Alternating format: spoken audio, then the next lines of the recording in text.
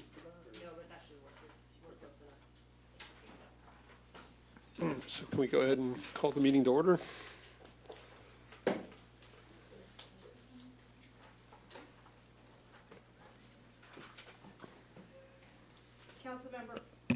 Councilmember Cormack. Here. Chair Du Bois. Here. Vice Mayor Fine. Here. 3 present. Great. Do we have any oral communications? All right, so the first thing is hearing from members of the public. We have Arthur Keller.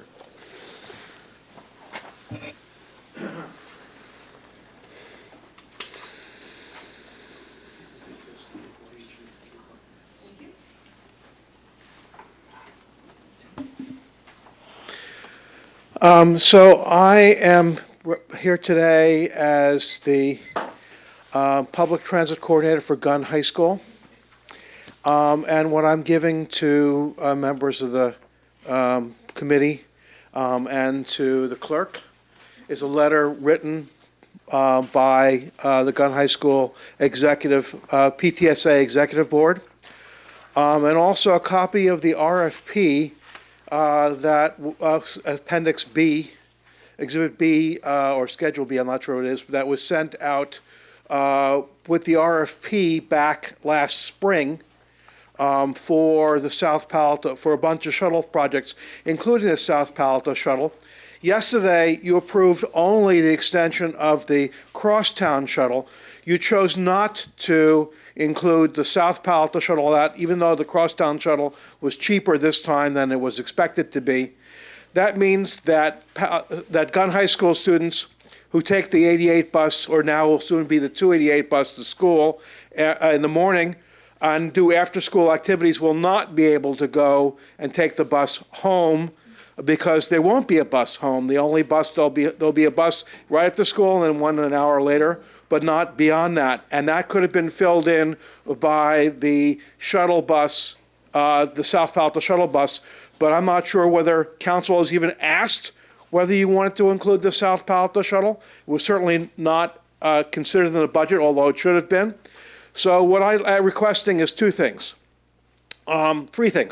One is that the staff and council work with the VTA to try to extend the 288 bus for additional runs in the afternoon until the city of Palo Alto can adopt the South Palo Alto shuttle. The second request is that you go ahead and look at the South Palo Alto shuttle and figure out why we can't do that immediately as soon as possible.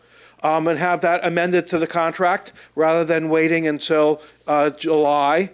And the third thing is make sure that now that we know that the VTA has gone ahead and killed the 88 bus, except for the 288, 288L and 288M, that they promised to do when BART was extended to Berryessa. They've gone ahead and done it in advance. Make sure that that is in next year's budget. So that the South Palo Alto shuttle can take care of the needs of Gunn High School students getting home. Thank you very much. Thank you. All right, so we move on to our one and only action item, which is consideration, evaluation, discussion of a revenue-generating local tax ballot measure. Should we start with the staff presentation? Hello, good evening. Finance Committee. My name is Christine Paras. I'm the Assistant Director of Administrative Services. Tonight we present to you the second round of analysis for consideration, evaluation, discussion of a revenue-generating ballot measure. Today's conversation, we would like to focus in a couple of areas. We're hoping at the end of this conversation we'll be able to have your recommendation to council on the type of tax, whether it's a parcel tax or business tax, and the unit of measure for that tax, whether it's square footage or employee count. In addition to those two areas, we would also like the Finance Committee's recommendation of the type of tax structure, whether it's a flat or tiered rate, the level of taxation as a percentage of general fund, and any other items you would like to consider, such as a cap or exemptions to include in the tax. This slide summarizes council direction from September 17th when we did our initial round of analysis. The items in bold italics are the items that we are covering in tonight's presentation and in the staff report. Any items related to polling or outreach they're on a separate track, and they will be presented to council in late February or January. For tonight, we're focusing on type of tax, unit of measure, and any other items related to that. Staff wanted to try to guide the conversation by compartmentalizing the different components to consider, and we categorized them into three categories: structure, revenue, modeling, and administration. And within each type of category, there are things that are related within that category and into different categories. The items in with the red stars next to them are items we would like to walk away, hopefully tonight, with a decision on. And within that comes other impacts, such as, say, for instance, selecting the type of method or unit of measure will have different types of passage rates. You can select whether it's general or specific. They have different legal exemptions, and you have options on what types of policy exemptions you want. As far as the revenue and modeling, once the taxation level is established as a percentage of general fund revenue, you can also select whether it's a flat or tiered type of rate, what the annual fee is, and what the tax per unit is. As far as the administration side, we have a variety of data sources related to the tax method and unit measure. We want to keep in mind the EASE framework, which we covered in our first round of analysis, and also to consider our administration and staffing level components of the tax. So, red stars tonight, hopefully. We're going to spend majority of the conversation on this table. And this table basically summarizes tables presented in the staff report for parcel tax, business tax, and by head count and square footage. We organize this table hopefully kind of as a decision matrix where the various bands are related to the type of tax, and as you walk through the table, you go from one band to the next, where you can, once you decide on your method and unit of measure, you are then locked in with a certain passage rate, you're then locked in with certain legal exemptions, and from there you can select the rate structure, any policy exemptions you may want, and the level of taxation. So, the first band directly relates to the tax, and we'll go over the parcel tax first. And in your staff report on packet page 9 is the detailed information that is modeled for the parcel tax. To review, the parcel tax requires a 2/3 supermajority vote, and properties that are exempt from the 1% ad valorem tax are exempt from parcel tax. And those, as examples, are parcels for forest, institution, nonprofit or public, transportation, vacant land. So if you were to move forward and select a parcel tax, those are kind of the structure components that you're locked into. On page 9, packet page 9, we've modeled what a average fee would look like for a small, medium, and large type parcel, and also outlined based on revenue recovery target. We picked 1, 5, and 10 of what the annual average fee would be annually for that type of tax. Packet page 9.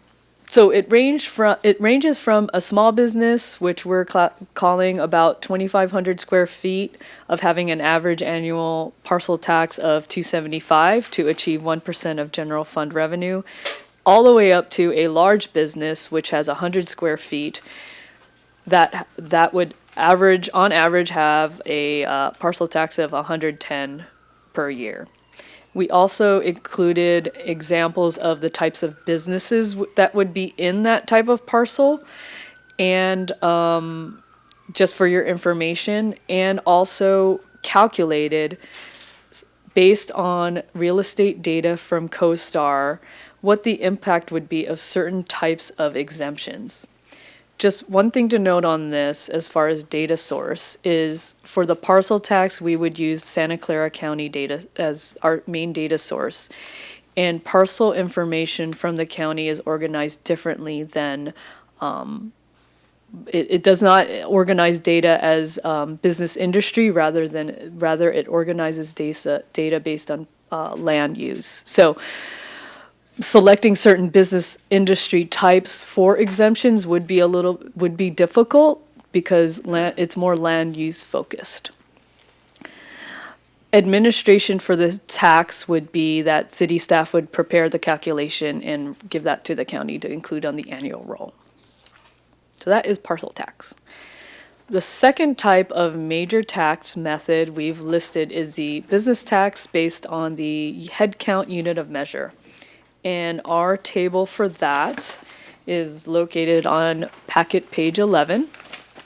And just like the business tax based on square footage, any business tax would need 2/3 for a general tax, which is one of the components you can select, general or special tax. For general tax, we would need simple majority passage rate, and for special tax, it would need 2/3 supermajority. Legally, by California government code, listed here on the slide, we've included what those required exemptions are. We have flexibility on a flat or tiered rate structure, and that could be by employee count. And on page 11, we've modeled what those average fees annually would look like based on a flat rate and a tiered structure, and also included what a small business would be. We kind of tied it to like maybe 7 employees, a medium and large, and how much that average fee would be. One thing to note is that the rates model legal exemptions and council selected exemptions as directed on September 16th. So one thing to keep in mind on this packet, page 11, in the table, is that the flat rate model, we've noted what the modified employee count would be. Overall, if you recall from the first round of modeling from Matrix Consulting, we had about 97,000, give or take, employees within the city. If we were to exclude the legally required exemptions, plus exemptions as identified by council, which is retail trade, hospitality, food service, medical, we would end up with a modified employee count of 40,625. So that would impact how you would select a rate structure and what those rate structures would be as annual revenue when you're selecting between 1% and 10%. We can certainly do more modeling with that should the council select this type of model method and unit of measure, if there's interest. So that is business headcount. The last one is business tax square footage, and it is summarized on packet page 14.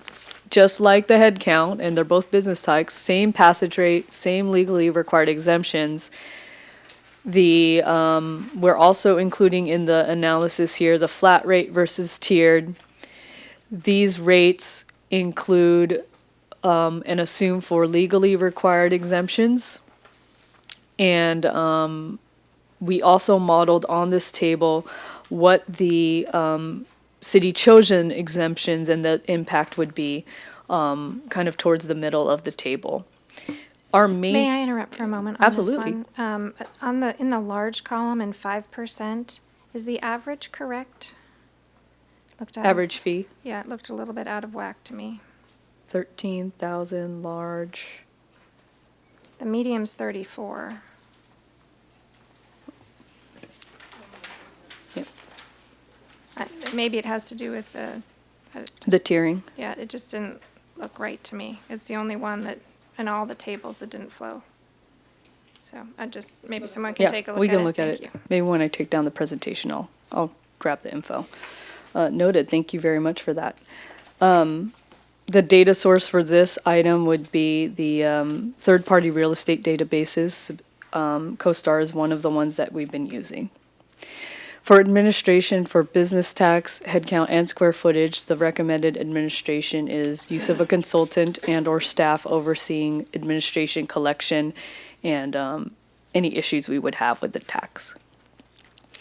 So that is the model. We've also included slides from Matrix Consulting. Some areas, key areas to keep in mind that are in the report, which is attached to tonight's staff report, is that we've also provided information sheets of San Francisco and East Palo Alto's taxes. One thing that is very good information in the report is that we included rate tables that would show what the rates would look like for between a 1% and 10% general fund revenue target. So that's something else to consider as you review and discuss this item. Alan Pennington is here from Matrix Consulting. I totally forgot to introduce Matrix Consulting, but Alan is on the line. You're familiar with him. He's been here every step of the way. And Kushbu is here in person to address any questions or comments you may have. It's a, Councilmember, it's a typo on that page that you caught. So we're looking up the page within the consultant report so we can peg ourselves back to the correct data point. Thank you. It's just the three, it's wrong, it should just be 49.59. 4,959. Oh, it's the medium that's wrong. Yeah. Ah, it Yeah. looked like the large was off. So it's 3,959 in the medium 5% column? It's actually 4,959. Just delete the 3. I Yeah. see. So Okay. just delete the 3. So, okay, all right. I thought it was the large that was off. Okay, all right. Thank you. Thank you. Thank you, Kushbu. You're welcome. And before we turn it over maybe to Matrix and their thoughts after they went through this analysis, just to reiterate for tonight, really what staff's looking for from the committee is narrowing these choices. Staff's capacity to continue to research and analyze and be literate in so many options is going to continue to delay this process. And we're at a point where if we can provide a preferred option of one of these three, not all the details need to be figured out, but a preferred option of the committee to the full council, we'll schedule that for early next year, probably end of January, beginning of February, depending on schedules, to check back in and continue to refine. And just a note, as all of this is happening, not to forget that polling is going on as well as working on business outreach. And the more context we can provide as we're doing outreach, the better, so that we can get true feedback on the options as opposed to here are a smorgasbord of options. If we can focus their feedback, all the better to provide more tangible feedback from them. And with that, I'm not sure if Alan or Kushbu, you guys had any thoughts on kind of high-level things that you saw as you went through this process or takeaways. I don't mean to put you on the spot. I'd like to, this is Alan, apologize that I can't be there in person with you tonight. I did want to mention that as you look at the business license tax option, if you're looking at the employee count model approach, I just wanted to note that the vast majority of your firms are within the city, are in the smaller size. And I was looking for the number, but 1 second. The last slide. That 77% of the businesses that would be subject approximately have 9 or fewer employees, and 86% of your businesses would have 20 or fewer employees. So the majority of the revenue will be coming from the smaller end of those business size categories, and it's just important to keep in mind as you look at approaches for setting those fees. Whereas some of the other communities have a different distribution of population size. Otherwise, I think Christine did a good job summarizing the key elements of the business license tax approaches between employee count and square footage. Thanks, Alan. Thank you. All right, so we have several cards from members of the public. I think we should go to those real quick. So our first speaker is Dan Kostenbauer, followed by Cheryl Klein. Thank you. I'm Dan Kostenbauer. I'm Vice President of Tax Policy at the Silicon Valley Leadership Group. The main thing I wanted to point out tonight is just the idea of a transition period to make sure that whatever you do is going to be easy to administer. I'll just give you an example. My wife has a small business here in Palo Alto, and last year I filled out her business registration for her.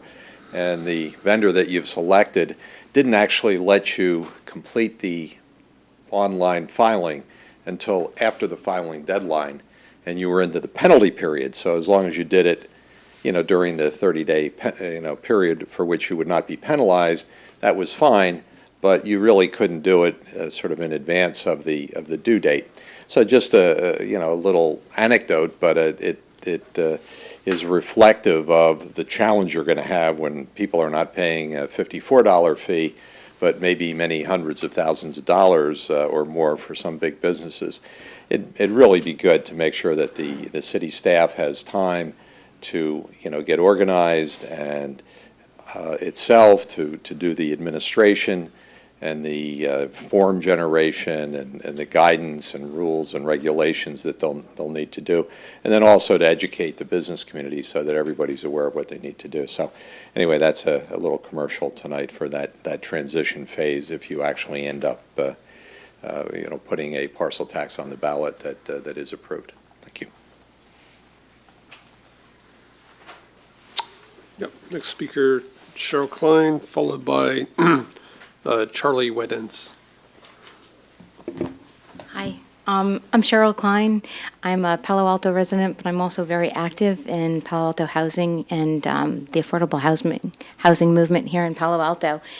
So I'm excited that the city is exploring new ways of getting revenue, and I'm sure that there's no loss of projects that people will want funded. And I want to make a plug for affordable housing. I've been working on the Wilton Court project for a year and a half, and it's very hard to piece together the funding for 100% affordable housing if we're not going to have a homeless population. There's a lot of county money for homeless, but there's not a lot of county money for sort of straight affordable housing. So I hope that as you're going through putting this together, that you will have some consideration that some of the revenue from this can be used for affordable housing. Thanks. Thank you. So Charlie, followed by Steve Levy. Good evening, Charlie Wydans, Palo Alto Chamber of Commerce, and I'm here to talk tonight on behalf of the businesses that are members of our chamber. So over the last few months, we have met with over 65 of our local business leaders, professionals, corporations in town, and they express a very strong concern that this tax is going to have quite a negative impact and negative consequences on their ability to thrive and survive during these economic challenges that might be coming ahead. They are also concerned that the city has not reached out to them or engaged them in conversations as you've gone through your analysis and discussions to gauge the sense of the impact and the possible negative consequences that this tax would have on them. With respect to the taxes that you are considering, just wanted to point out that there are problems with each of the taxes. With the square footage tax, it disproportionately impacts businesses that need extra space to do their business, which could provide point of sale revenue for the city, where software companies only need a desk and a small office space. A headcount tax will disproportionately tax those small and mid-sized businesses that have only one piece of business here, while larger businesses with multiple locations can have their employees located in other areas. And then finally, although we don't support any of the tax at this time, we strongly object to it being a general tax where there's not a accountability and there's not public oversight for projects that have not been identified yet. Thank you. Steve Levy, followed by Pat Burt.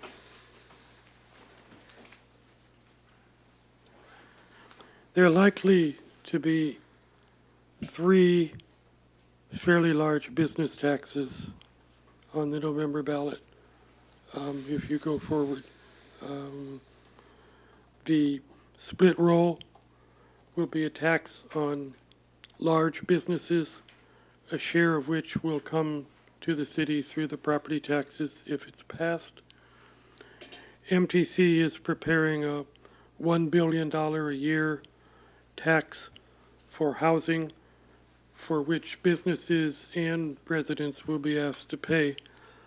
I hope that in the polling you get a sense from respondents as how they would view three taxes, because on that November election day, they will be looking at three business taxes. That's the first point. Second, the staff for the square footage tax, I think correctly wants it to be on the business, not the property or the property owner. That means either, as we were discussing earlier, that you simply tax the square foot that the business occupies and forget about the common area, or you're into all sorts of complexities. I don't know how many multiple occupant buildings there are, but I think there are quite a lot. I'm not so much worried about the loss in revenue, but about the difficulty in haggling over apportioning the common area. The data stuff that I wrote in the memo, I don't think I'm as sanguine as has been presented to you.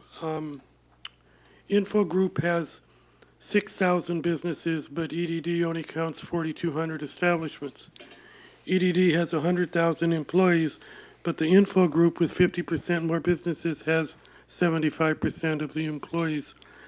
I would ask Matrix to go back to each city and find out how they compiled their list, how long they've been at it, and how they acquired the data. I don't know any way for the employee headcount, which is perfectly reasonable, except to ask the companies. EDD will not give anyone the employee or the payroll by individual establishment. The data you have there is aggregates. So I'd be wanting to get some more information before we, I know it's not a sexy issue, put a huge administrative burden on the staff in terms of acquiring the data. One thing that can make it easy, I think the Matrix consultant said that about 80% of your businesses have fewer than 10 employees. When I looked at the chart, you're not getting very much money from them. If you chose simply on an administrative ease to exempt those smaller companies, you'd be down to a much more manageable list of companies that's probably going to produce 98% of your revenue. Thank you. Pat Burt, followed by Arthur Keller.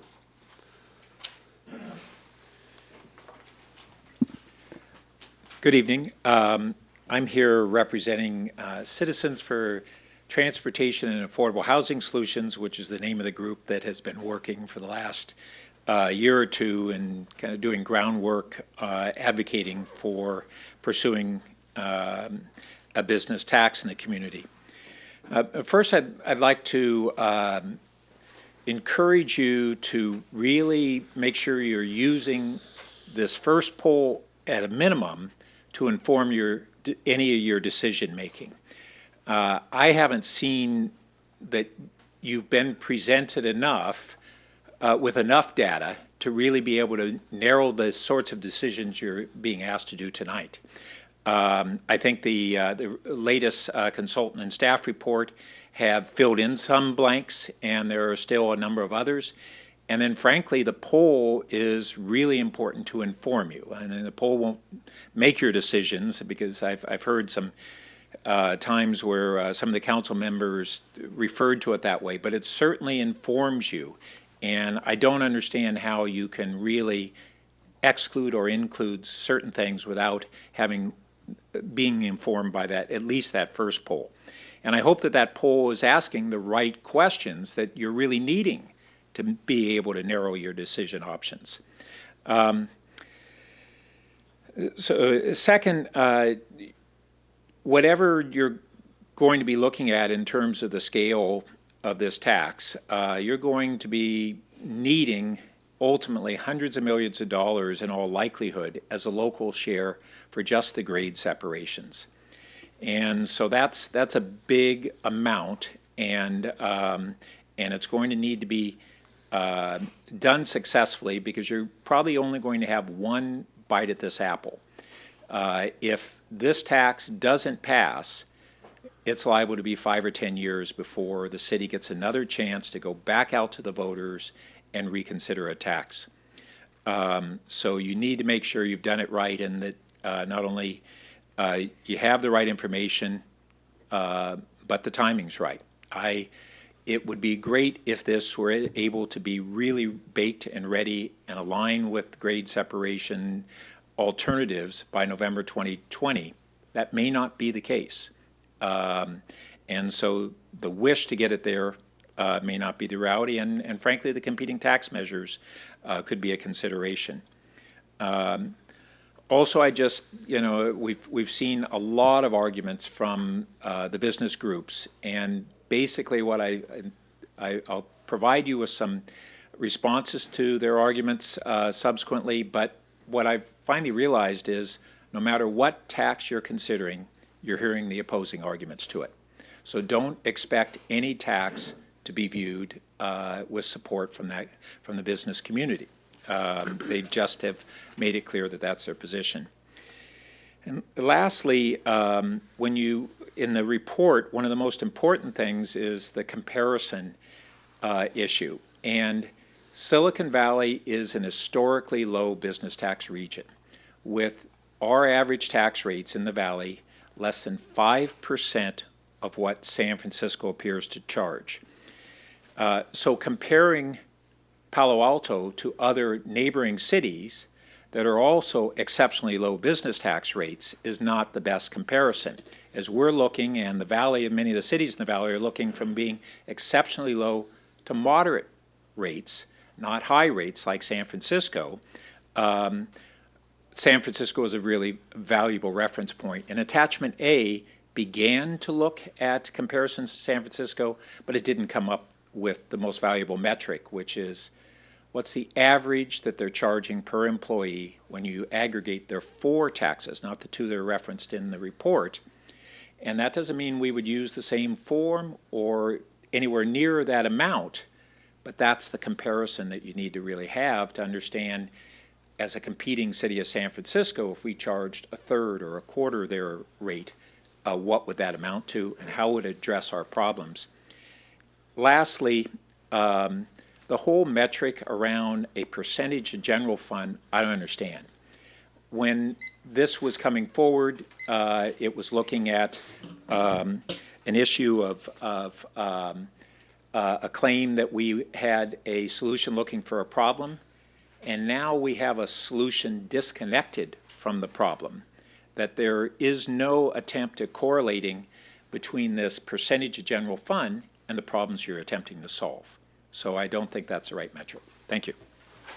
Thank you. Arthur Keller, and then our last speaker will be Keith Rechdahl.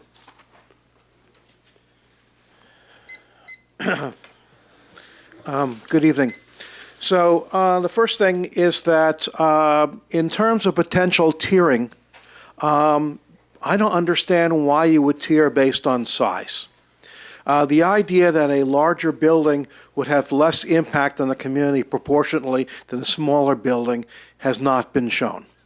And what makes more sense is tiering based on use. For example, office uses or R&D uses would be more intensive a use and less beneficial to the community as a whole than retail uses.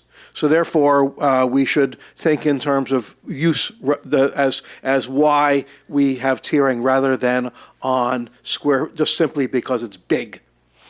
The second thing is I agree with Pat Burt about the idea that somehow tying it to the general fund revenue, it makes no sense. Because the amount that should be raised should be based on the need, not based on how much money we have in revenue now. The need is based on a need for affordable housing, as was mentioned earlier. The need is based on a need for grade separations, as was also mentioned.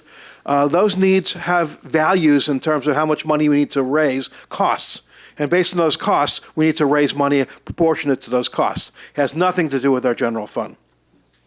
The issue is that the consideration is that one question that would be useful to find out is what would be the revenue if Palo Alto charged $2.50 square foot per year for office and R&D space, exempting the first $5,000 5,000 square feet. That'd be an interesting thing to know, because that would be the kind of tax certainly that I would support. Realize that as Pat mentioned, there are people from the community who are very supportive of charging a reasonable business license tax. And if the council chooses not to provide a reasonable one, the community may do that instead. Thank you. Thank you. Our last speaker is Keith Rechtel. And congrats on getting reappointed. Thank you. As you know, I'm a member of the XCAP, and we're looking at different rail separations. Rail separations that have some great benefits, improve traffic, improve safety, but the costs are just staggering. As you know, it's even the least expensive options are just, it's hard for us to digest with our current budget. Measure B will pay for some of it, but that'll just be a small fraction. We have to find another revenue source, whether current revenue streams is just not enough to even consider paying for grade separations. This is one of the most expensive projects in city history, and we have to find some other revenue source. One option is do what a lot of our neighbors have done, and that's consider a business tax, some sort of business tax, so we have a new revenue stream to help pay for this huge, huge project. Thank you. Thank you. So, being close to the holidays, Councilmember Fine has limited time tonight. Would you like to go first?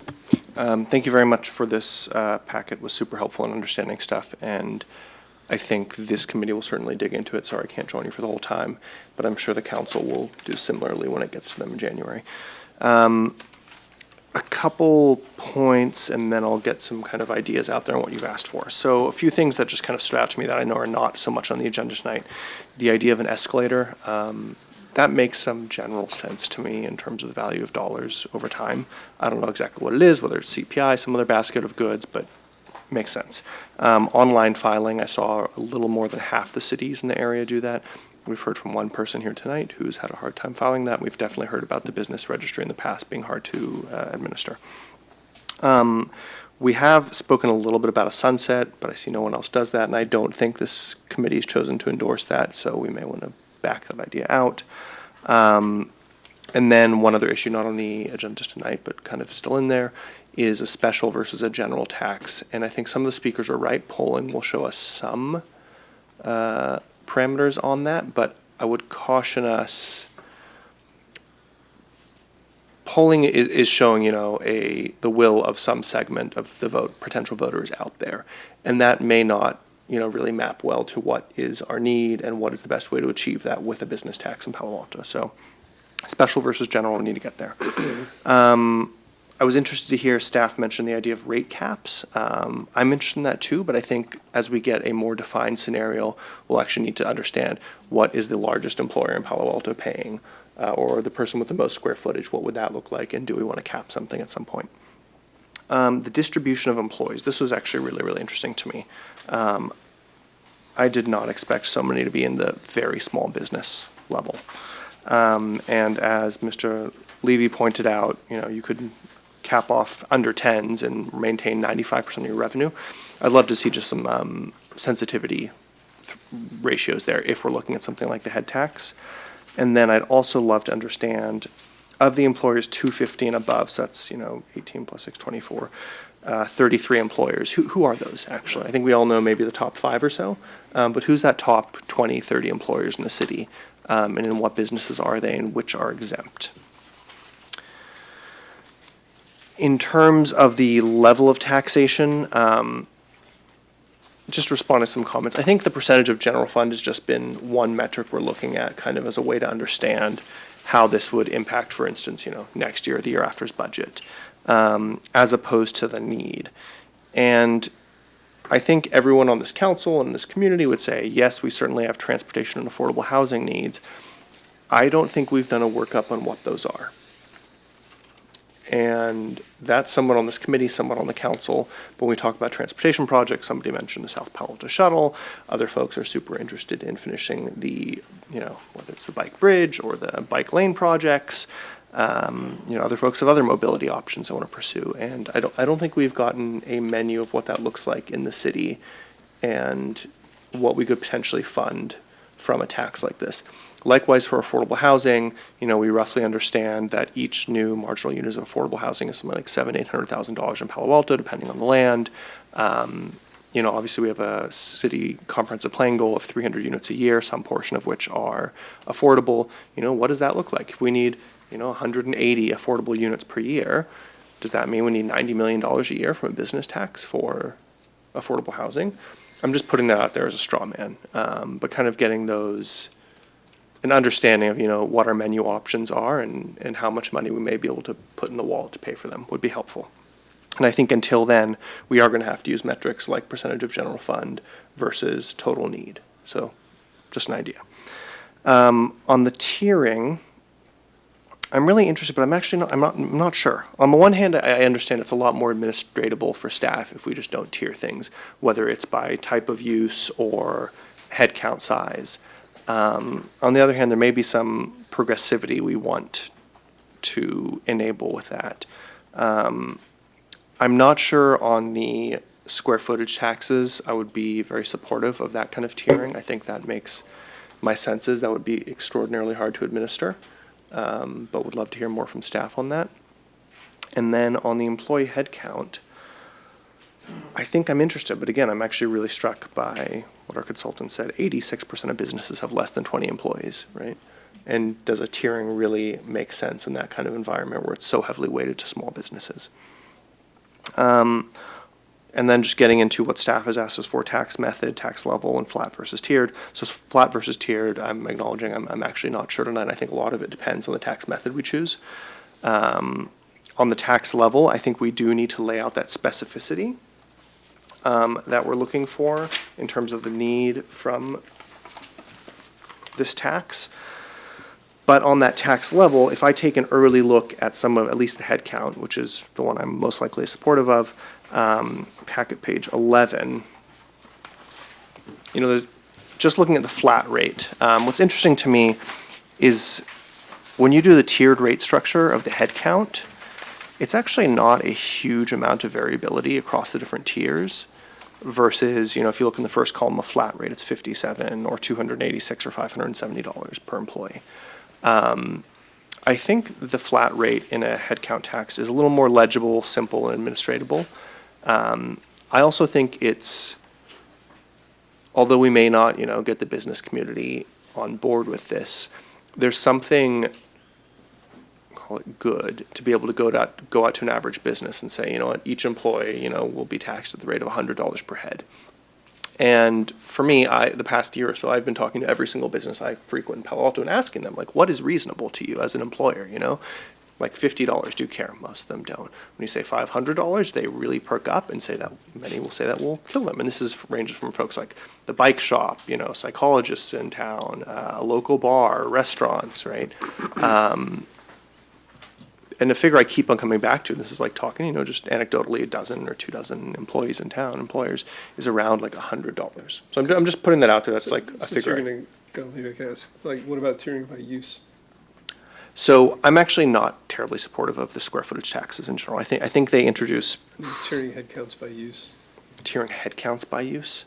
Okay, alternate way of thinking about it is we could have a reduced rate for under the ones that 10s. we've been considering, like exemptions. This is one thing that jumped out at me, I'm sorry, but I know we only have you for 10 minutes. So another way to think about it is we could have a secondary rate, a tier 2 rate for certain businesses, small healthcare, retail, the list that we had before. I'm just tossing that out there because I think there's some middle ground. Yeah, there could be. It could also just be like, exempting employers with under 10 employees is another form of tiering essentially, right? Tiering by use, I mean, I think we're going to look for quarterly data reported by EDD, and then we would need to better understand, what data we're getting, right? We're going to get, Palo Alto Bike Company, right? 25 employees. Is it retail? Is it like, sales? I just don't know what that looks like. And that would inform that question of Councilmember Cormack. I think, though, the headcount part of the beauty of it is it's very understandable and legible, right? And so keeping the simplicity around that is maybe a goal in and of itself. On the square footages, I think the parcel tax is interesting because it does force a supermajority, right? And I think it is also then passed to property owners who will pass it on to businesses versus the business tax square footage. From what we've understood previously in one of our previous discussions, I think seems very hard to administer. And I'll point, the vast majority of cities in this region that do have business taxes are using the headcount tax. I was a little surprised to see staff say they would go for consultant or staff overseeing a tax administration contractor. It looked like most other cities had it in-house. Is there a reason for that? And why worth considering consultant? Just staffing or new area of work? I think it's because we really haven't thought through exactly how we would administer it, because the specifics of the measure are still so nebulous. And so trying not to whet expectations that it would be one or the other, just throw out that it could be one or the other. But noting that for the most part, yes, it is administered in-house. I, as with my other hat on, am acutely aware of council's questions about adding headcount, the cost of pensions and liabilities. So just keeping our options open in terms of service delivery. Thank you. So I'll finish up. I think in terms of tax method, my priority is probably head count, then parcel tax square footage, and finally the business tax square footage. I think business tax square footage sounds awfully hard to administer. And you're trying to map different variables. And as somebody mentioned, you could have multiple tenants. Where are we going to, is CoStar actually accurate? I've looked at CoStar databases and others, and sometimes they're really just off base in terms of, I was looking at a retail shop downtown Palo Alto. It's 400 square feet according to the person who wants to start a business there, and CoStar had it listed at something like 2,000. What's the difference there? In terms of tax level, I think, as I've said before, a couple of $1 million, and if we're looking at a head count, I think, 50 to 100, 150, somewhere in that range is reasonable. And then flat versus tiered, I think, really depends on the type of tax we're looking at. But as I mentioned with the head tax, I think there is an argument to be made that maybe you don't, maybe you just give well, I guess it is tiering if you're giving an exemption for the under 20s, but it's kind of where I am for the moment. Okay. That's a lot. I'll sit around for a bit. Good. Allison, some comments? So I think staff's provided the right amount of information tonight for us to make a recommendation to council. I think it's been a year and a half that I've been getting asked this question, and this is exactly the table that I was waiting for, all of these. So appreciate all the work that's gone into it, and, the, deliberate speed approach that we've all used together. I'm going to align myself with Vice Mayor Fine's comments, and, I'd say about 85% of them. So working through this over, the past couple days, and using the various metrics we have to compare them, I do think the headcount tax is my first choice for a variety of reasons. First of all, simpler is better. One of the reasons, that we all collectively believe that this failed last time is it was complex. So that's one. That's actually not my most important reason I do it, though. I just continue to believe that we have the strongest nexus between business headcount and the fact that people come here to work, and the vast majority of the riders on Caltrain each day at our stations are coming here to work. And that's connected with our train crossing projects, which were mentioned earlier. So from a fundamental sources and uses of funds, I continue to believe that headcount's the right one. It has other benefits, that some of which Vice Mayor Fine has indicated. After that,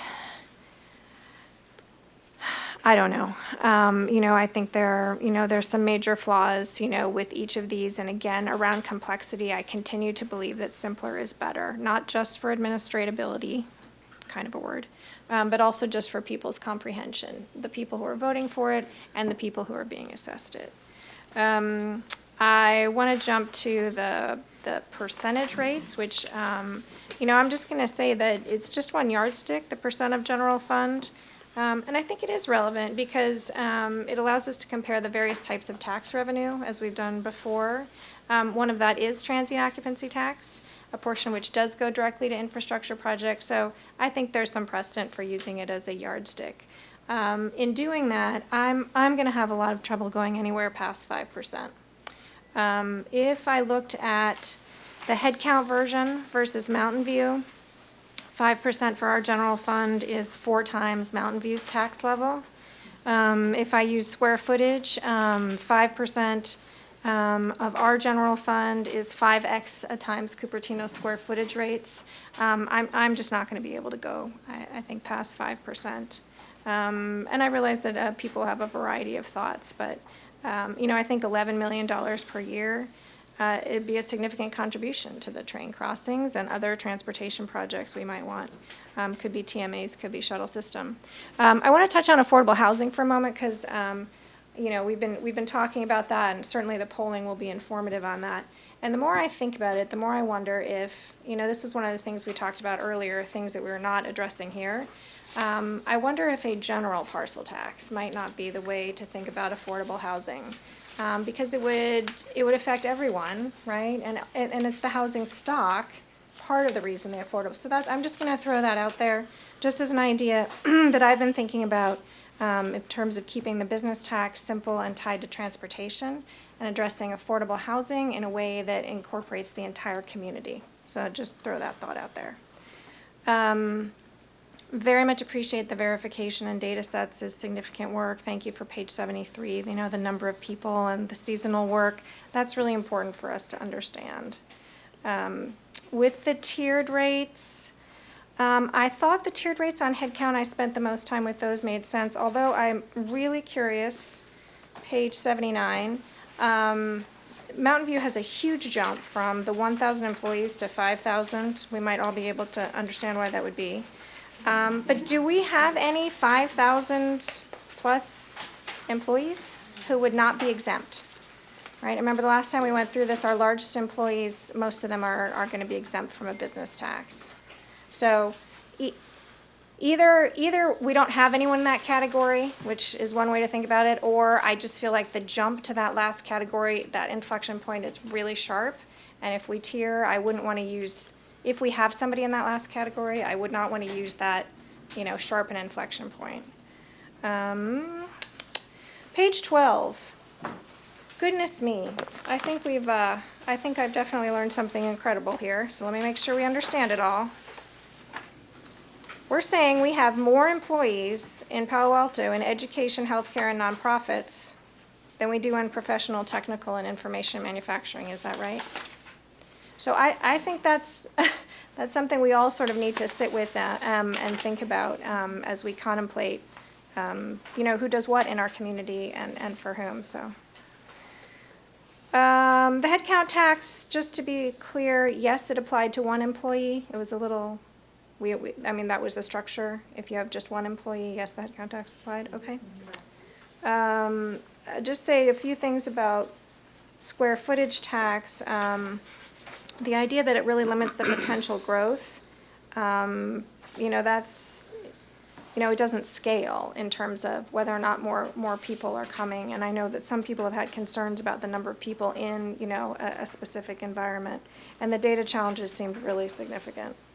Couple other reasons to talk about headcount, and then I'm done. I think the comparables are important. And they're important because of where we're physically located. And if you look at page 22, I sort of tried to, using population and number of businesses, I think 5 of those are really true comparables for Palo Alto, and 4 out of 5 of them use headcount.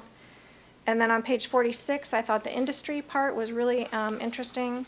And looking at that, again, the ones that are most comparable in terms of the top 3 4 out of 5 again there, also use headcount. And those aren't the exact same, right? We don't have 5 comparables that are same with population, number of businesses, and the industries, but even just cross-checking those, headcount seems appropriate. We don't operate in a vacuum. So, let's see, was there something else we were supposed to talk about? That was it, right? The number one and the rates and the tiers. Thank you. You get 2 minutes. Yeah.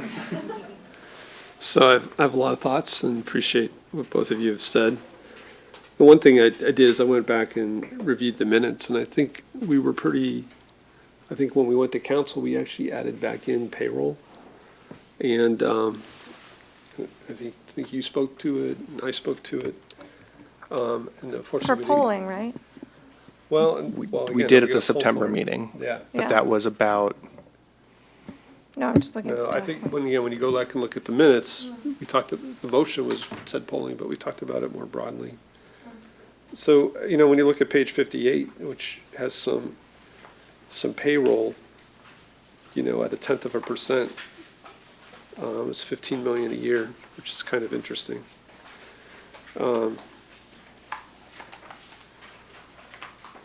And can you remind me, the first time we talked about payroll, why was staff hesitant about it? Is there a legal issue or? Payroll can be a rather complex tax. And I have not spoken necessarily with all of the direct people that have been influenced by those other cities that have had payroll taxes, but the general trend is to move away from them, given the complexities of them, and how you define payroll. And as we, talk about, especially with Palo Alto's economy, is it cash to an employee? What about bonuses? What about equity in the company? And how do you actually quantify and define payroll? Yeah, so it's not generally defined by the same thing that's taxed, as payroll? Well, that would be a choice, Yeah. if you were to provide that as a baseline. I will say, to some of the public comments as well as the questions from the Finance Committee, when we talk about getting data from EDD, if you look at the tables, there's a lot of data that's redacted from EDD. They do not provide it to the city at a business basis. They have rules and regulations associated with confidentiality. So even other cities that are using EDD data or EDD reporting as a benchmark for how they are quantifying either number of employees or some other metric, they are using that as a guide. But it's not that they're getting the information from EDD directly. They're getting the information as self-reported from the businesses, but saying, report to us what you reported to EDD from a quarterly basis. So there is some, just from an administration standpoint, it's not like we're getting it directly from EDD. Mm-hmm. Okay. Quick question Yeah. while we're on payroll. Are the payroll taxes assessed to the individual or to the employee? And how does that work? Employer, right? Is that? Yeah, that's what I meant, so, I would, to be honest, I'd have to research that yeah, further. okay. I think they're generally played by the I employer. think, yeah, it is a payroll deduction. I think one reason we removed it earlier on was portability, and that you can still have somebody working here but reassign their payroll to another city. Okay, so, okay, thanks. So I do think comps are important, and you pointed out some comps. But I keep struggling with what I think, again, that we are in a historically low tax rate area. And so, like, comps surrounding cities, I'm not sure are the best comps. And so that's what I'm struggling with. And so again, when you look at San Francisco, it's about 20 times the average comp. Even if you look at the East Palo Alto square footage rate compared to the Cupertino rate, it's 22 times higher. And when East Palo Alto passed that 250 a square foot, there was a pretty big outcry that, that business was dead in East Palo Alto. But since then, we've seen a lot of large projects go in. And so I think getting these comps right is critical, and we could be off by order of magnitude 10, 20 times. And so the way I've been thinking about it is, if you buy that we kind of have these low tax rate cities around us, and if you take San Francisco as a high tax rate, what if we aimed for like a moderate tax rate? But I feel like a lot of what we're seeing here with these comps, are comparing us to low tax rates. I mean, looking at packet page 14, even the highest tax rate is 27 cents a square foot for the large company, 43 cents for a small company, compared to 250 for East Palo Alto, which is right next door to us. And so I'm not so sure that 10% of general fund is not a good metric. And, if we can only go to the voters every 5-10 years, we could be significantly undershooting ourselves. And, the other thing to keep in mind, we're hearing a lot about vacancies in the economy. I think we still have one of the lowest vacancies in the county. Our business rents are about double San Jose's, even today. And again, I listen to all the speakers, but it does seem like when the business community speaks, there's no perfect tax or something wrong with every form. So we know that other cities are using these different methods. So we're not inventing the wheel here. I think it's really a question of choosing what we think is going to work for us. So thinking about this a lot today and kind of studying this report over the weekend, I know staff is really asking us to narrow options. And in some ways it feels a little bit like the rail exercise where we were asked to narrow options as kind of a way to move forward. But without the polling data today, it feels really premature. And so I started thinking about it in terms of, if I had the polling data, how would it help me make a decision? And then maybe we can make sure that we're getting those answers from this first poll. And so I think definitely some questions and some answers around small business exemptions would be useful. And this idea of tiering, is it strictly on size or would it be tiered on type of business? And I was kind of going where you were, that it doesn't need to be a binary exemption. It could be a tier for retail or medical or whatever it is. And I think it'd be interesting, again, to hear from the electorate about what would likely pass in terms of, tiering or not tiering. And then this perception of who is being taxed. So if the perception of a payroll tax is that it's on the employee, whether that's right or not, or a headcount tax versus a square footage tax, which even if we're taxing the businesses, it's clearly it's on the businesses. Parcel tax would be on the property owner. I think getting some feedback about the level of support for those types based on basically the perception of who's being taxed would also be useful. Because studying this, I think there is some attractiveness to the parcel tax in terms of administration, in terms of not worrying how many businesses are in a building. Really, that would be the property owner, I'm sure, would figure out how to divvy up common spaces and all that stuff. It would be up to them. But that's a 2/3 tax. So again, I think we really need polling information to make that kind of decision. In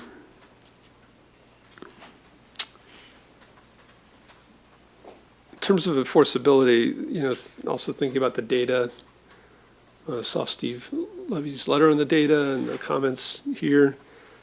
I think one thing we need to be clear on is if we are using self-reported data, I would assume a tax measure or the ordinance behind it would have enforceability options, probably penalties for underpayment. But even we could have personal responsibility, having a corporate officer, sign under penalty of perjury that the information provides correct. I think there's ways we can do that stuff. And, to Adrian's comments about taking payment online, I would just want to make sure that it was still, if we wanted to have like a corporate officer verify the numbers, that we could do that electronically.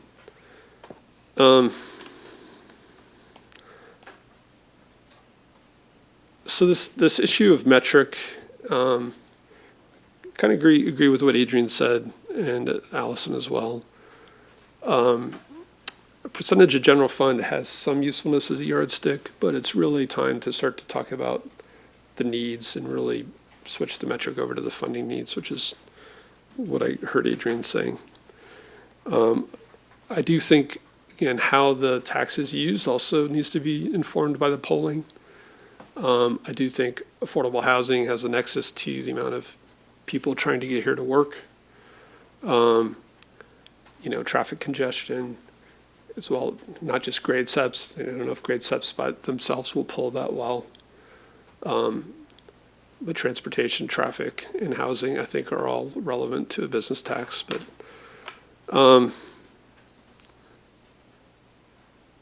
and so, getting back to this question of the right metric, I think even if we're leaning towards a head count, understanding average tax per employee, kind of regardless of the form of the tax, would be really useful. And that's what I was asking for when I was asking for a San Francisco number. Because, these cities have one or two taxes, they have different exemptions, different tiering. But if you could just get the total amount of tax divided by the total number of employees, so we get an average number, I think it's a simpler metric for us to really look at the level. And I think, again, some of these cities that have kind of older taxes, we're going to see kind of very low tax per employee that's out of whack with some of the newer ones. And again, so just an example, if you think about this East Palo Alto, $250 a square foot, if you assume some kind of metric, say 250 square foot employee, that's $500 an employee in tax. And again, that's higher than I think anything we were considering here.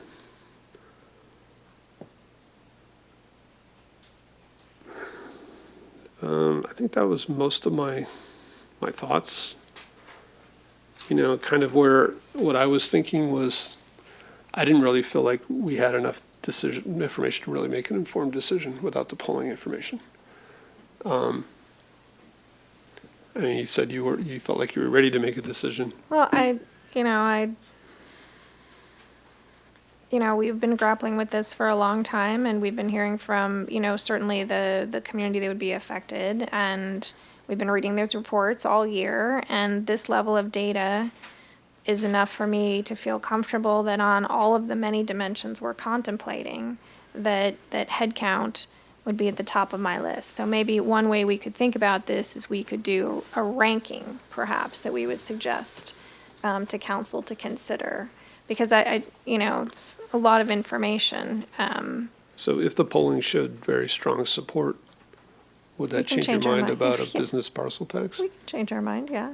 Yeah. But, generally, based on, it's not the first polling results that, we've all looked at, simpler is better. Sure. Right? The more complicated things are.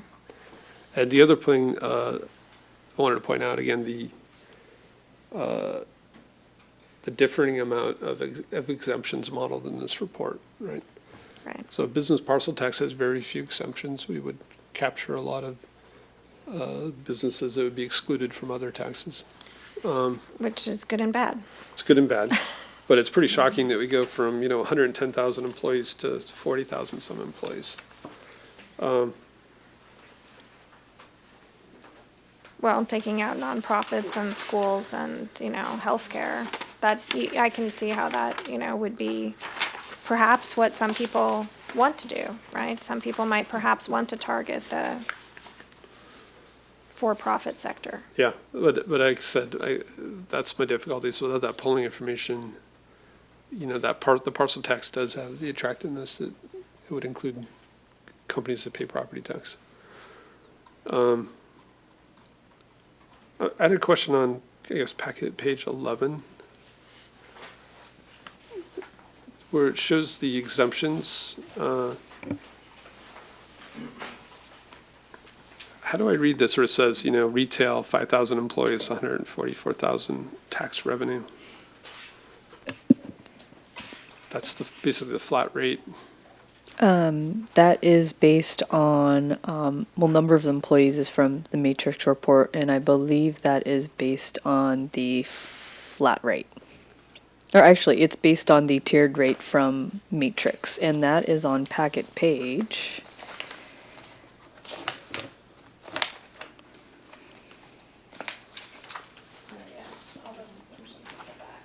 Hang on, should have bookmarked mine.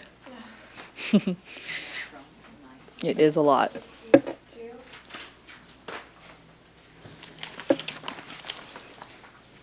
That is on packet page 64 at the top,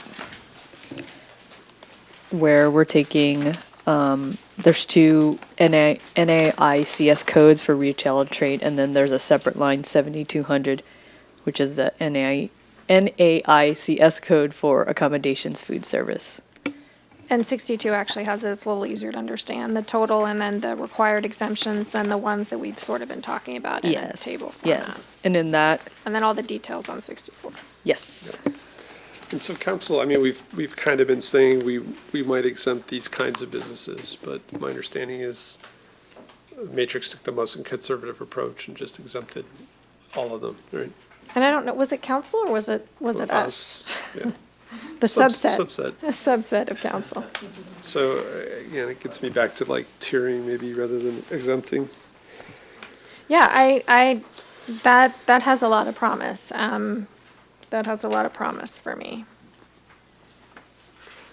Yeah, and if Because we- it means that everyone participates again in the solution of the problem or the remediation of the problem. And yet we have the ability to, make it easier for the services that we want to see more of. So, I think I'd certainly be willing, but I don't know, it's a little awkward with just two of us to, certainly provide a ranking to the council. And I don't know, do you want to talk a little bit about the range as well? I mean, you used your dollars per employee. I heard Adrian say, 85 to 150, I think he said. Some number to 150. And again, if you look at San Francisco as a high end, I think they're getting close to about 2,000. And if you took us as a moderate and you said we were, a quarter or a third of that, we would be the $400 to $600 range. So maybe we'll just look at packet page 80, right? So the 5% number, which was, one that is going to be a little hard for me to get past, has 292 as the. Right. So I guess so that, what I would say that's is, consistent with what. Yeah, that feels it's very beyond, low to me. Yeah, well, beyond what Adrian wanted and lower than yours, so. But I'm wondering if rather than settling on the magnitude tonight, it would just be useful to focus on the type and some of the other things, and you leave the magnitude to be more informed by the polling. So what's the dollar per employee that you're thinking? That's what I'm saying. I just feel like it's premature. I would basically say if we made a motion to ask for some more specific data, to merge the polling data back with this report and bring it to council, and possibly ranking these options. So let's break it down a little bit. So Okay. I think polling should inform specific or general tax. Yes.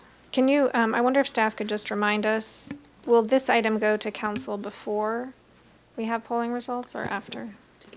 Would be with polling results. So we're just talking about the timing, that we'd expect the polling results to come in mid-January, and we've got a tentative date, late January or the 1st of February. Okay, so we'll all work through it together then? Yeah. Okay. So, I mean, listening to Adrian, maybe some easy things we might agree on. I think the escalator makes sense. Yes. Online filing with a legal signature. Yes. No sunsetting, special versus general to be I mean, informed by I'm just going to go polling. back to the signature part. I don't know about that, but certainly online filing. Sorry, what was the next one? Well, so I think the reason it's important is, again, if it's self-reported data, There has to be some enforceability, that's all. I think it might be important, but think Yeah. that's later. Sunsetting, none of these cities have sunsets. Right, no sunset. And then saying special versus general would be informed by the polling. Agreed. Cool, so those are 4 things. Yeah, but as I recall, none of those things were starred on the, none of those things were starred on the, yeah. Let's go back to our, So again, bringing to council maybe an update that would look at these taxes converted into like an average tax per employee common metric. Is that something you think you can do? So looking at the city's total business tax by its total number of employees, which would include people that are exempted or tiered and everything, just averaged together. So not necessarily average in terms of what an employer is paying on average per employee, What the but city is seeing. what the city is receiving on average per employee. Right. for this or for everything? Just this tax? For all the business taxes that each city has. No, it's not fine. Yeah, well, we had the discussion at council that it didn't really seem like San Francisco was correct. And I don't think the East Palo Alto square footage tax was included. I think that's, if staff can manage adding that on, that's fine, but I don't want that to replace all of the other metrics that we're using, that we have been using to think about this. And for the purpose of just clarifying, could you describe how the exemptions fit into that common metric that you were just describing? It's just a true average, like, Irrespective of exemptions? yeah, So it'd be like what is total city business tax revenue? over total City employment? employees, yeah. I will say for us specifically, given that, a significant portion of our employee population is not taxable, it will give you an average of revenue coming in per employee, but it will probably be extraordinarily off from what a business feels or sees. So just in terms of communication and making sure expectations are set, it needs to be aware that if we do an average based on, say, we have 100 employees and we want 50,000 or whatever it is, whatever the numbers are, our employers will probably see a rate that's almost double what that average is. Yeah. So I just want to make sure that, one, we're capturing this correctly. I understand the sentiment in terms of the metric. It's more the yardstick, versus like percent of general fund or Sure. some other kind of yardstick. But yeah, just something to recognize for us is that our average will be. It's a ballpark, Yep. right? And then we have yardsticks. I'm not going to be able to extend this metaphor That's totally any fine. further. I get it. I like the point that you're making, Ms. Nosey, about what would a business feel, right? And that was what we got to on these tables. Correct. So I think all of those in conjunction gonna help people, find the bullseye. Land in some form of Pretty metaphor. good mix of metaphors there. I would just perhaps suggest that as we get into it and trying to come up with this common denominator, so to speak, as we encounter any complexities, I think we'll need to meter our ability to actually get to level of precision, because they may find it's just too hard to get. I think it's hard even to just absorb, like, this level of, comparing the various, wow. That was a late meeting last night. That is definitely not a verb. Comparing the various, metrics back and forth and on different dimensions, so, I don't think that's gonna be the be-all, end-all. I think it's one thing to add. But because they are different taxes, they're in different units, makes it really hard. And again, Cupertino, I just don't think Cupertino's tax rate's a valid comparison. They're at 3 cents a square foot, right? It's pretty minimal. So then I'm back to can we have a motion that would come to council that would help marry the polling with this? Well, And so, staff was also asking to limit work done, what is it that, if we don't narrow the options tonight, how does that affect what we receive at the end of January?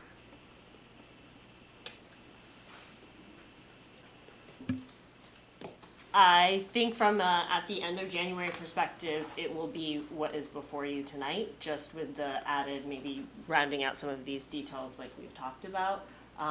Any kind of further in-depth analysis, given the holiday time period, I think would be impractical from an expectations perspective by the January date.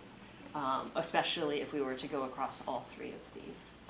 As Ed mentioned, if we want to do the average dollars by total employees in a jurisdiction, we'll do our best to research something like that and put some simple tables together based on the comparables that we've had in these prior reports.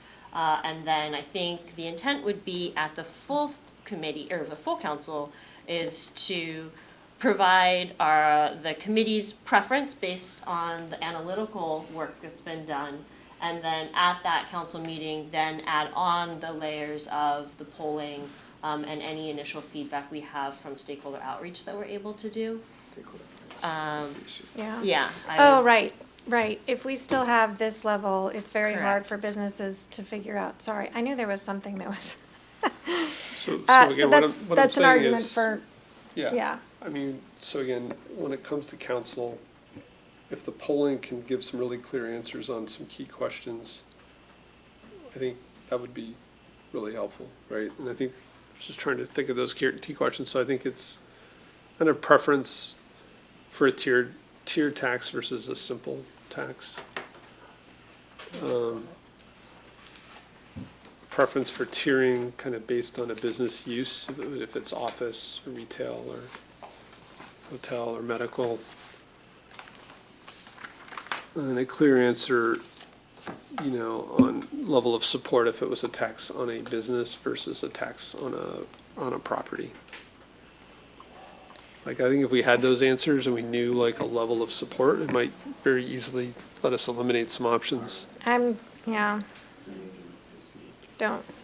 think we need to imagine a scenario under which we don't get clear answers from the polling on at least two of those dimensions, so. Well, that's then- why it yeah. would have helped to see the questions, but I don't know if there's a chance to I think it's help just- shape them to get to those answers by the time it comes to council.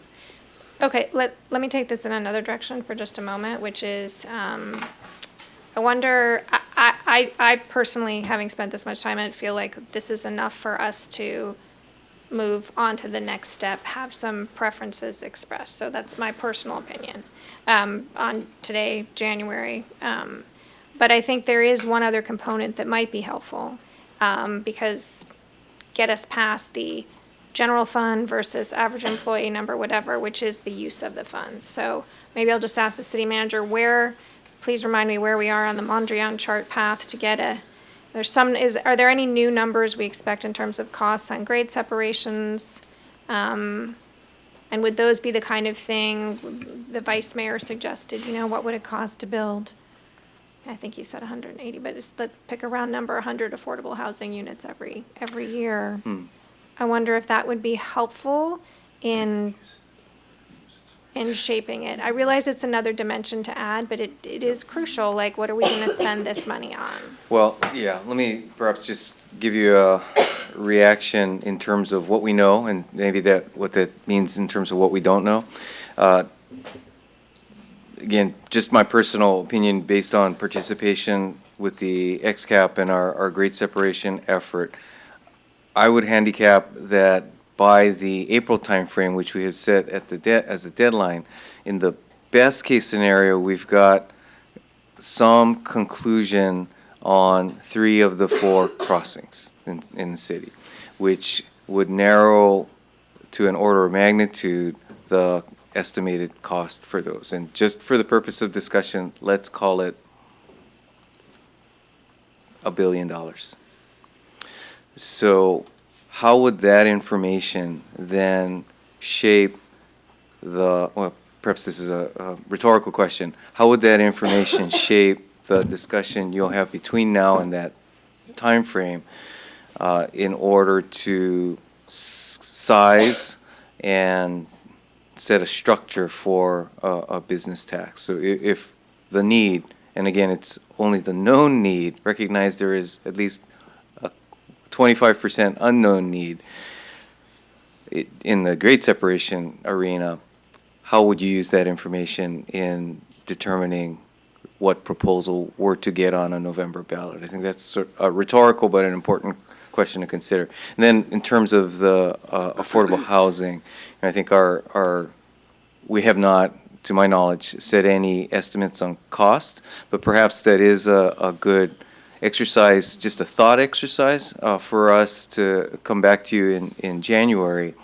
with some way to think about the order of magnitude dollar need in that arena by some metrics. I think we could be even more specific. I think FM3 is polling on how certain needs will do. And it was a much longer list. You know, we just had our long-range financial forecast, which listed a bunch of unfinanced needs of the city. And then we could take grade SEPs, we could take affordable housing, but maybe we could come up with some clear and near-term projects that match the needs that we surveyed for. And so when you come to council, we could start to have more of a need metric that these needs tested high, and this is the kind of unmet needs we have in that area. So I think we asked about shuttles and transportation, and there was a whole bunch of stuff, right? That's correct. Yeah. I think that will inform us, but not at the same level necessarily on whether or not it should be funded by a business tax. Right, but it would give us an indication of level of support. Yeah. So how should we proceed? So so I have one other thought that I was going to Okay. throw out, which was,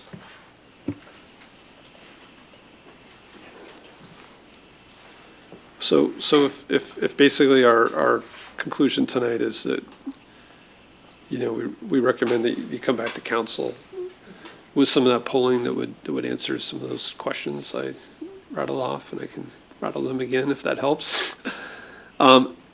And maybe we should also come with a recommendation that the finance committee start to meet like every 2 weeks in the early part of the year to really narrow this down more quickly.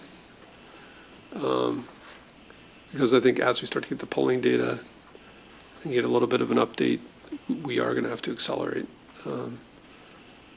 That staff would work to develop a little bit more on the use of the funds and the needs. That we would try to have, you know, again, I think this issue of what is the right comp is really important. And again, for me, the average tax per employee seems like a good common metric, but however we get there. And then the finance committee had a preference for a head tax. I would say a parcel tax for me would be number 2, and then the business square footage tax would be number 3.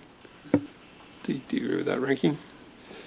And that we agreed on, there should be an escalator, prefer online filing, no sunset, and that the decision on specific versus general will be informed by the polling. Does that sound like a good summary? Yeah, I don't remember your long list of questions, but basically, I think if we can agree, and certainly that reflects what the vice mayor said before he had to leave, Yeah. that the head count is the preferred method. Does staff feel that gives them enough to head out towards outreach? Okay. But the questions Yeah, were. it's not a, It was just 3 or 4 things, but using polling to really get to kind of the appetite for tiering versus a more simple tax, because I think the issue with tiering is it makes it a lot more complicated. And then tiering by business use versus size. but the And then- poll isn't looking at that, is it? It's not looking at tiering by business use, is it? I don't know. It was looking at exempt. Is the polling looking at tiering by business use? It is not. It is Right. not. But you asked about exemptions by business use, Correct. so that might be So a this may be proxy. something that we should just all have in mind for, polling round 2 or whatever. We may have come up with a Correct. concept that is in between the 2 that we had before.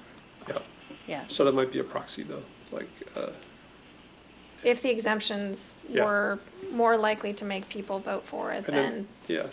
And the last one was really some kind of read.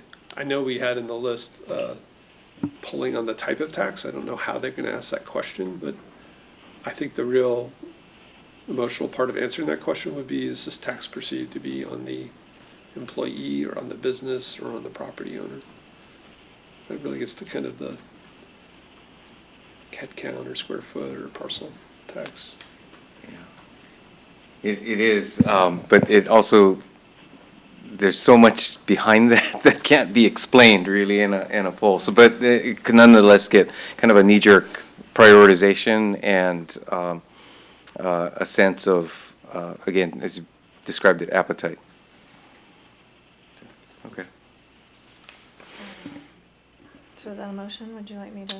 Well, Kylie, I don't know if you want to like. We only I have was gonna two. say, I'm not certain I captured all the polling questions in terms of the feedback for that piece. We can go back and rewatch the video, but I will caution that the outline that the council reviewed and approved in December was rather specific and basically were the polling questions just without the specific script. And so amending that from what council provided us direction, and then also some of the specifics of these questions, the pollster advised would be better for a round two. So this, just bear it, so I think we can hear the questions and do our best to make sure that we're trying to answer them. I just want to set expectations that we may not get answers back for all of them. So there were three. Okay, great. And I think they mapped So to who's what we being- discussed, but I don't know how they're being asked. Like there was a thing we talked about it, asking voters like what kind of tax they prefer, but I don't think you can just, you need to explain what they are, right? So, Correct. So the three things I had were Mhm. feedback on a preference for a tiered tax versus a flat tax. Which is in there, okay. A preference, and you said this isn't there, but tiering by business use, office, retail, hotel, medical. And then a clear answer on kind of, if, is the tax on the business or on the property owner? And maybe you can capture that a little bit the way you did tonight, like in bold is what will be, you might present in January, and then italicized is, you know, what you'll catch later if it wasn't specifically addressed that way in the poll. So do you want to like maybe read You want back me what to you try think and we have? regurgitate what I have? Yeah. Sure. In a really high level, and also looking at the stars of where we wanted to focus tonight. I think the committee's preference is headcount, business tax headcount, and then it sounded like parcel tax square footage and then business tax square footage if we had to rank all three. In terms of some general variables, there's preference for an escalator, no sunset, online and administratively easily done filings with some level of ability to enforce those filings. Specific versus general would be determined by polling, obviously knowing that if it were to be a parcel tax, it would be a 2/3 vote. Informed by polling. Informed by polling, thank you. Yes, to be informed by polling. Staff will work on trying to provide the metric of the average dollars by employee regardless of exemptions or tiers or whatever the rate structure may be in the comparable cities that we've used in the matrix report. And then we will have polling help us inform who's being taxed, the tiered versus flat rate, as well as tiered by business use, which I think will have to be answered at that higher level like we just talked about in terms of the poller's preferences for exemptions, which would help us determine whether or not we want to do exemptions by tiers for those areas. And then the outstanding thing for me, I think, is just this idea of a project list. Yeah, And- develop a use of funds. Right, really trying to put numbers to some really nebulous concepts out there. The committee is correct. The poll that we provided to the council for review does have a number of projects. So I think to the extent we have information, we can do our best to put some swags to some of those. But setting again expectations, there may be some that are just, there are reasons there are projects on that known unknown list. Yep. Because we don't know the dollar magnitude of them at this time. And then maybe the last one is maybe more of a suggestion, I guess, since we are wrapping up our time on finance, but that the finance committee consider meeting every 2 weeks. Right. We will note that. Which we really have been, frankly. Correct. Yeah. Yeah. So the committee, based on our, I don't know, regulations, I'm not quite sure what Muni Code or whatever our policies and procedures are, is supposed to meet the first and the third Tuesday of the month. So from a status perspective, I will say the expectation that we're meeting on polling or ballot measures every 2 weeks is gonna be a rough timeline, especially with our posting requirements. If there was a just-in-time approach, because of our Brown Act, we can put the agendas out there on time and then disperse the information at the meeting. But I will say one of the things I've really appreciated with this committee this year is the committee's really taken their time to read the staff reports before the meetings, and just meeting every 2 weeks on the same topic would probably preclude us from being able to have that prep time, because the committee's really come educated with questions and thought through kind of the policy questions at play. So just trade-offs. Okay. Do we need to vote on that? All in favor? Aye. As long as I got the summary right, then. That's pretty good. Okay, well, I would like to say, enjoyed being chair of the finance committee. Thank all of you for your hard work during the year. Thank you to my colleagues. So, it's the last, is it our last meeting? Do you have another meeting? I have city school liaison on Thursday. Yes. My Actually, I penultimate have one more meeting. meeting as well. Yes, but- so do you. So, yeah. Congratulations to this committee and to all the staff work that's been done. Thanks to Christine and Matrix and Steve and everybody else. It's been a rigorous but really good year. So thanks for all your guys' work as well. Great. It's been a pleasure. All right. With that, meeting adjourned. Thank you.